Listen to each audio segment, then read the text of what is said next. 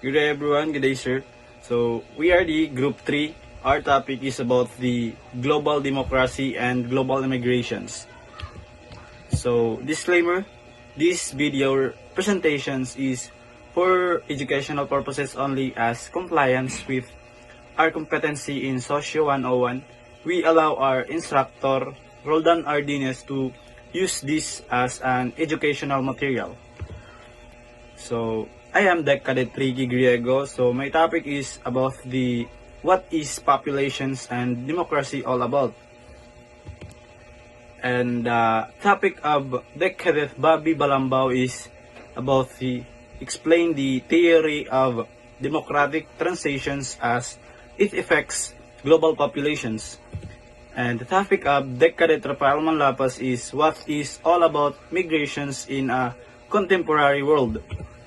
So the topic of Deck Cadet Zeus Aguilar is what are the 4 types of global migrations in labor migrations. So the topic of Deck Cadet Tito Davis is what are the 4 types of global migrations in forced migrations. So the topic of Deck Cadet Uriel Kaintik is about what are the 4 types of global migrations, international retirement migrations. And the topic of Deck Cadet Rich D. Taliedo is what are the 4 types of global migrations in internal migrations. And the topic of Deck Cadet Harley Clemente is about why there is global migrations. And the topic of Deck Cadet Angel Lauron is about what are the advantages and disadvantages of the sending and the receiving countries in advantage. So the topic of Deck Cadet Archie Arquesa is what are the advantages and disadvantages of the sending and the receiving countries in disadvantages. So my topic is about global demography and global migrations. So what is populations and demography all about? So populations and demography are fields that focus on the study of human populations, their characteristics, and the changes they undergo over time. Populations refers to the entire group of individuals living in a particular area, regions, or country. It involves the quantitative aspect of how many people reside in a given place and their distributions across different age groups, genders, ethnicities, and socioeconomic status. Demography, on the other hand, is the scientific study of human populations, encompassing vital statistics like births, deaths, and migrations.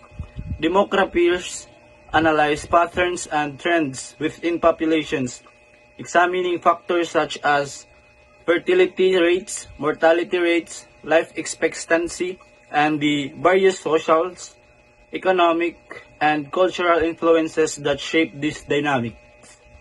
Understanding populations and democracy is crucial for policymakers, urban planners, economics, and sociologists to make informed decisions about resource allocations, healthcare, educations, and social policies to meet the evolving needs of communities and societies.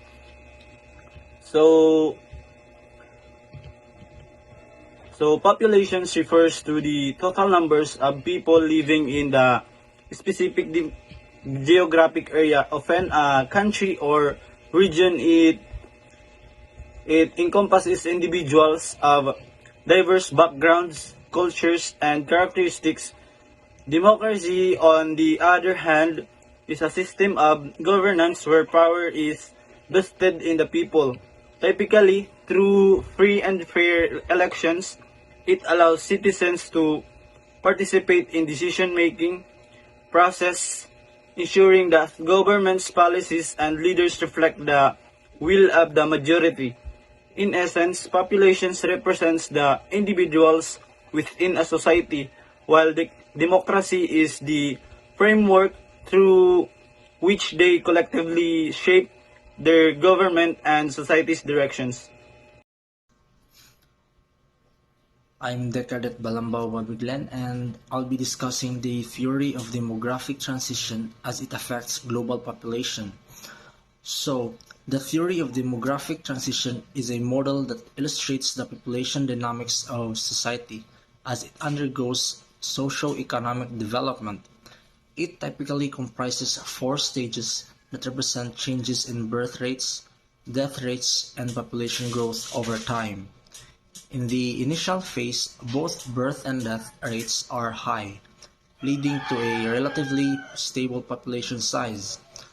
As societies advance economically and technologically, improvements in healthcare, sanitation, and living conditions result in a significant decrease in mortality rates while birth rates remain high, causing a population surge. This creates a phase of rapid population growth. Subsequently, with further socioeconomic progress, there is a reduction in birth rates due to factors such as increased access to education, family planning, and urbanization, leading to a stabilization of the population growth rate. So, the theory has a significant implications for global population trends. As countries develop, they tend to pass through this demographic transition, which is the stages, and high birth rates are commonly observed in less developed countries, while developed nations often experience lower birth rates and an aging population. So over time, this transition can lead to an aging global population as a larger proportion of people live longer and birth rates decrease. This shift has consequences for social structures, healthcare systems, labor forces, and economic growth. And understanding this demographic trend is crucial for policymakers to plan for challenges related to healthcare, pension systems, labor markets, and overall social and economic development, ensuring sustainable strategies to accommodate the changing population structures on a global scale. And lastly, it's important to note that not all countries or regions follow the exact trajectory outlined in the theory, and there are variations based on culture, economic, and policy factors. So, nonetheless, the theory of demographic transition provides a valuable framework for understanding and anticipating changes in global population dynamics. Good day, everyone. My name is Decadet Rafael John Manlapas, and my topic is about what is global migration in contemporary world. So, global migration in the contemporary world refers to the movement of people across national borders on an international scale. It involves the relocation of individuals or groups from one country to another for various reasons, including economic opportunities, family reunification, fleeing from conflict of persecution, education, or simply seeking for a better quality of life.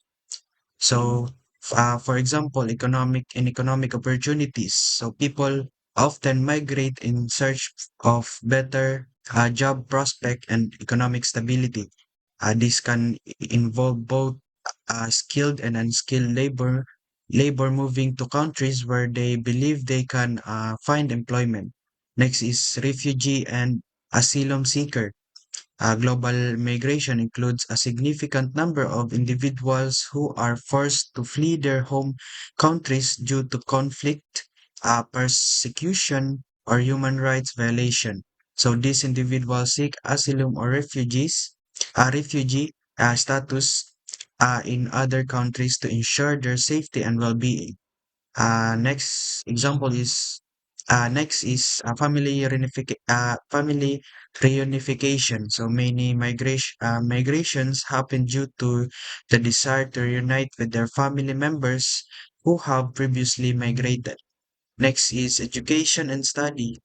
So students often migrate to other countries for higher education, seeking quality academic programs and exposure to diverse culture.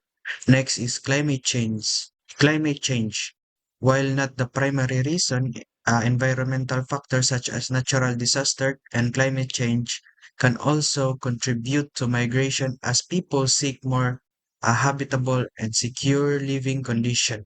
Lastly, the globalization and connectivity. So this increased the interconnectedness due to globalization, easier access to information and improvement transportation have also facilitated and encouraged migration. What are the four types of global migration?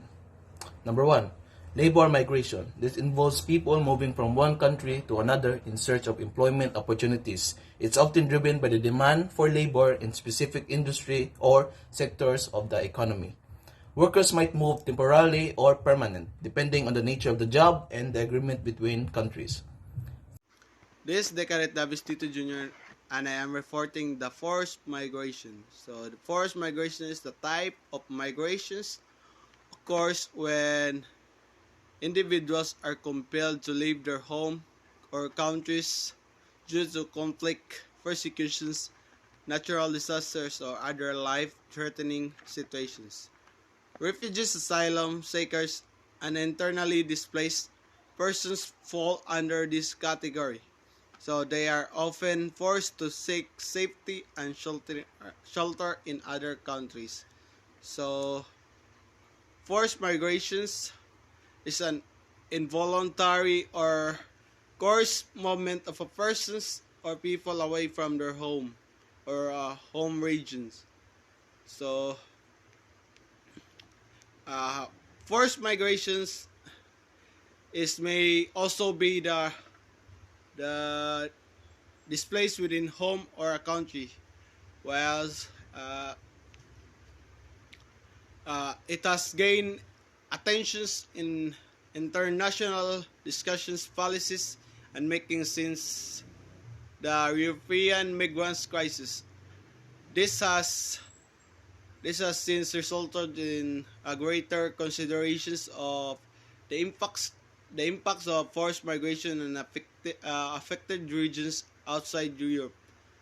Various international religion and local organizations are developing and implementing approaches both prevent and mitigate the impact of forced migrations in the previous home regions as well as the receiving or destinations regions. So, and additionally, some collaborations efforts are made to gather evidence in order to seek prosecutions of those who are involved in causing events of a man-made force in migration. An estimated of 100 million of people around the world were forcibly displaced by the end of 22, with a majority coming from the global south. What are the four types of global migration? The first one is IRM, or the International Retirement Migration. This is the movement of people from one country to another to retire. IRM is becoming increasingly common as people are living longer and seeking to retire in countries with lower cost of living, more favorable climates, or a better access to healthcare. So the IRM refers to the phenomenon wherein individuals typically retire, choose to live in another country than their home country for an extended period of time, often due to a combination of factors like lower cost of living, favorable climates, better healthcare, or cultural attraction. This trend has becoming increasingly popular in recent years as people seek now experiences and better quality of life in their later years. So, IRM involves individual usually relocating to foreign countries for their retirement years. This decision is often driven by factors, just what I have said, like uh, lower cost of living, and then more access to healthcare. So my topic is what are the four types of global migration? Internal migration. Internal migration refers to movement of people within a border of a single country. If you can various form, there are general four types of internal migration. The first is rural urban migration. Rural urban migration is the one of the common forms of internal migration worldwide. It involves individual of families moving ritual or typical village or small town urban cities such as citizen and town. This migration offered drive by prospect of better economy opportunities, improved living standard and access to es- establishment service, education and health that are more reliability available in urban areas. The second is urban to rural migration. It contextually to urban migration, urban to rural migration, while people living in urban environment and choose to settle in rural areas. And reason for migration can vary widely and may include seeking question and lease eclectic style lifestyle, being close to family or analysis routes to purposing alternative career path in such as farming and self-sustaining living. Third is international migration. International migration involves a movement of individual or families from one region to a country to another. That motivational of a type of migration can be deserved but often include economic factors. People may move to region with a more robust job market, lower cost of living, or more favorable climate, different in influences, education, opportunities, and qualities of life can also drive international integrational migration. Intra-urban migration. Intra-urban migration takes place within urban areas and takes typically involves people location from neighborhood, district, or reduced to another within the same city metropolitan area. This type of migration that involves by various factors such as housing, affordability, job change, lifestyle performance, and two, the desire to be close to specific dominions of or services. The significance and scale of this internal migration patterns is vary one country to another. It depends on the factor economic development or urbanization, influence structure, and government policies. Internal migration can be substance impact to the development patterns in economic and social dynamic of countries as it retribution with the people and sources with its border. I am Deck Cadet Harley Ace Clemente, and my topic is why there is global migration. So, global migration occurs due to a convergence of diverse factors spanning economic, social, political, and environmental dimensions. People migrate across borders seeking improved living standards, better opportunities, safety, and stability. Economic disparities between nations drive a significant portion of migration. So, as the individual pursue better paying jobs, higher standards of living, and improved prospects for themselves and their families, political instability, conflict, persecution, and human rights violation in home countries force many to seek refuge in more secure and stable regions. Environmental factors such as natural disasters, climate change, and environmental degradations also contribute to migrations as people seek areas less affected by these challenges.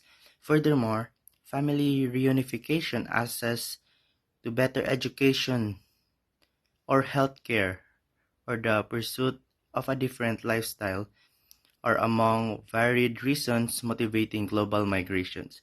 The increased interconnectedness of the world through globalization Advancement in transportation and communication technologies further facilitate and encourage the movement of the people across borders. Overall, the reason of the global migration are multifaceted, comprising a blend of push and pull factors that drive individuals to seek opportunities and experience in different parts of the world. Hi, I'm Angel Loron and I'm here to talk about the advantages of sending and receiving countries. So first, for sending, it's number one, remittances. Immigrants send money back home, which can significantly contribute to the economy of the sending country, which these remittances can serve as a crucial source of income for families and supporting their basic needs, education, and healthcare. And number two, reduced unemployment. So, out migration can alleviate unemployment in the home country, particularly if there is an oversupply of labor. When a portion of workforce moves abroad, it reduces the pressure on the local job market, leading to increased opportunities for those who remain. And then, number three, skill and knowledge transfer. So immigrants may acquire new skills or knowledge abroad and bring this back, which can benefit the uh, sending country's economy and development. This knowledge transfer can lead to improved technology, entrepreneurship, and innovation within the home country. And then immigration and receiving countries. So it promotes economic growth. Migrants can fill labor shortages and contribute to economic growth, support industries that need a workforce. They often take on jobs that are essential for the functioning of the economy, from agriculture and healthcare to technology and manufacturing. And then second is cultural diversity. Immigration can enrich society by bringing diverse cultures, ideas, and traditions. This diversity fosters tolerance and understanding, leading to a more vibrant and inclusive society. And then number three is innovation and entrepreneurship. Immigrants can bring new perspectives, skills, and entrepreneurial spirit. They often establish businesses and startups, creating jobs and driving innovations which can ultimately benefit from the host country's economy. So, immigration can have far-reaching economic and cultural benefits for both sending and receiving countries. Good day, sir. I'm the Cadet Arquiza, and my topics: what are the disadvantages of the sending and the receiving countries? So, what are the disadvantages of sending countries? So, number one, brain drain. The immigration of skilled and educated individuals can lead to a brain drain, affecting the sending country's workforce and potential for development. Number two, loss of productivity. When working age individuals immigrate, it can result in a loss of productivity and skills that are vital for the sending country's development. Number three, dependency. Some sending countries become reliant on remittances, which might hinder local economic growth and innovation. So, and the receiving countries straight on resources. Large numbers of immigrants can strain public services like healthcare, education, and infrastructure, leading to potential economic and social challenges. Number two, social tensions. Cultural differences might lead to social tensions. So, in receiving countries, migrants eventually induce social, economic, and political problems in receiving countries, including increases in the population. with adverse effects on existing social institutions, increases in demand for goods and services, displacement of nationals from occupations in the countryside and the cities,